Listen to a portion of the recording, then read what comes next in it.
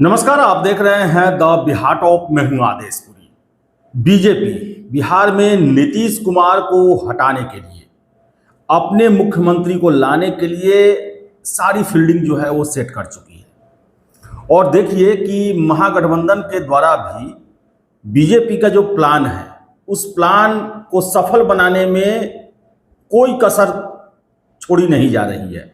आगे हम चर्चा करेंगे इस वीडियो में कि कैसे नीतीश कुमार को 2025 में ही अब नीतीश कुमार की विदाई तय लगभग निश्चित है और बीजेपी इसके लिए हर एक पत्ते जो है अपने संभल के फेंक रही है। और इस वीडियो पर अभी हम इसलिए चर्चा कर रहे हैं क्योंकि अभी कुछ देर पहले ही मीडिया में ये खबरें आई है कि एक निजी चैनल को इंटरव्यू देते हुए अमित शाह से जब पूछा गया कि 2025 से 30 यानी कि विधानसभा चुनाव के बाद बिहार का मुख्यमंत्री कौन होगा, तो अमित शाह का सीधे कहना था कि विधायक दल के नेता विधायक जो हैं वो अपने नेता का चुनाव करेंगे। यानी कि आपको याद होगा 2020 के विधानसभा चुनाव से पहले सीधे चीख के ये भाजपा कह रही थी कि नीतीश कुमार का स्ट्राइक रेट जो भी हो, अगर जनमत हमें मिलेगा, बहुमत हमें मिलेगा तो नीतीश कुमार ही सीएम रहेंगे। और उसका पालन भी किया गया कि 43 सीट रहने के बावजूद भी नीतीश कुमार 5 साल सीएम रहे। अब देखिए कि ये जो सेटिंग की गई है नीतीश कुमार को साइड करने की, क्या इसका जो चाल जो है वो थोड़ा बहुत तेजस्वी यादव समझ चुके हैं और यही वजह है कि मुकेश सहनी को टिकट बंटवारा में जो वो चाहते थे उतना नहीं दिया गया, या फिर एक तरह से कहा जाए तो उनके साथ कोई गठबंधन ही नहीं किया गया।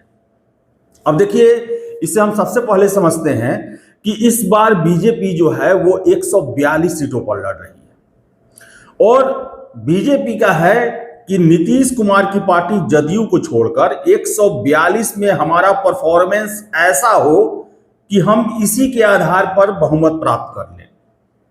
और अगर 5-10 विधायक कम रहते हैं, क्योंकि बता दें आपको हमेशा ऐसा ही होता है कि नीतीश कुमार के पास इतनी सीटें आ जाती हैं कि वो राजद में चले जाते हैं और सरकार बन जाती है। तो इस बार बीजेपी का प्लान है कि नीतीश प्लस आरजेडी, कांग्रेस, ये सब मिलाकर कम से कम 122 न पहुंचे। और अगर ऐसा होता है कि नीतीश कुमार अगर मुख्यमंत्री नहीं बनाया जाता है, तो जदयू अगर एनडीए से अलग होती है, तो इसके लिए प्लान बी यही था कि मुकेश सहनी अगर 8-10 सीट जीत कर आते हैं तो उनको बाद में ऑफर देकर डिप्टी सीएम या और भी जो ऑफर देकर है वो 122 का आंकड़ा पूरा कर दिया जाता। तो बताएं आपको हम कि बीजेपी के द्वारा जो है अपने तीर एकदम सही समय पर और सही जगह पर मारे जा रहे हैं। अब हो सकता है कि मुकेश सहनी को लेकर जो सिचुएशन बन रहा था और मुकेश सहनी का जो विश्वसनीयता है उस पर शक है। अब देखिए ये कैसे है, मान लें आप 142 है, अगर बहुत बढ़िया परफॉर्मेंस किया जाता है एनडीए के द्वारा और अगर 110-12 सीट विदाउट जदयू जीत जाती है बीजेपी और उसे 10-12 सीटों की जरूरत होती है ये बहुमत के लिए। अलग बात है कि जदयू के पास मान लेते हैं 50-60 सीट होती है, लेकिन पूरे पार्टी को तोड़ना जो है वो ज़्यादा मुश्किल होता है। और अगर जदयू टूट के महागठबंधन में आ जाती है तो राजद के भी विधायक नहीं टूटते हैं, तोड़ना भी मुश्किल होगा।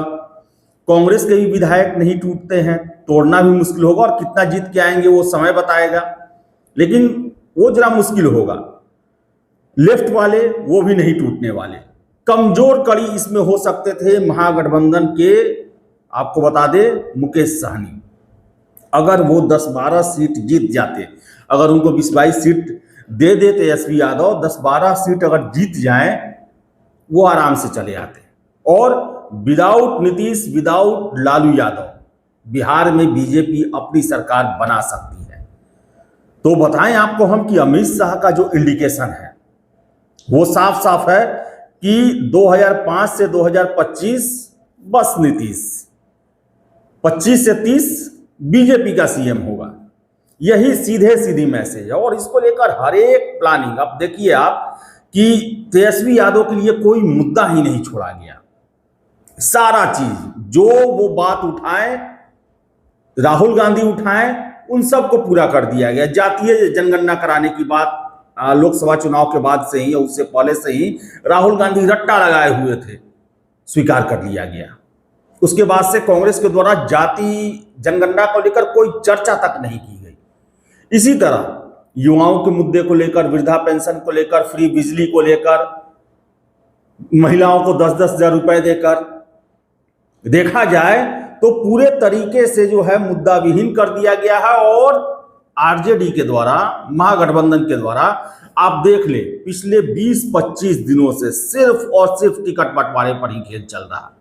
और देखिए कि कल नॉमिनेशन का, प्रथम चरण के नॉमिनेशन का आखिरी दिन है और महागठबंधन में अभी तक सीट क्लियर नहीं हो पाया कि कौन कितने सीटों से लड़ेगा। और जिसे मन हो रहा वो सिंबल बांटते चल रहा।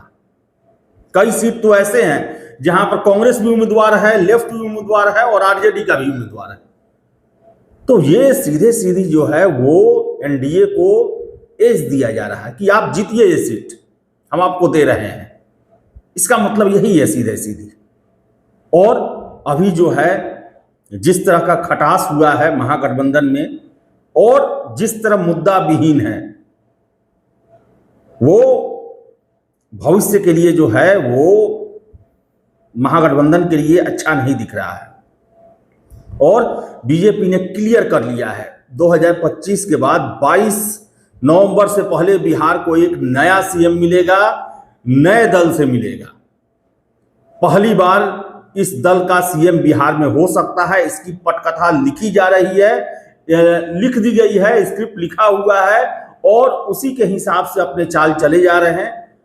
और देखिए आगे क्या होता है। लेकिन ये साफ साफ है मुकेश सहनी को लेकर जो है यही वजह है कि आरजेडी इनसे पीछे हटी और बीच मझधार में सहनी का नाव जो है वो फंस गया है।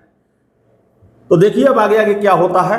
फिलहाल इस वीडियो में इतना ही। वीडियो पसंद आया लाइक शेयर करें, हमारे चैनल द बिहार टॉप को सब्सक्राइब जरूर कर लें। धन्यवाद।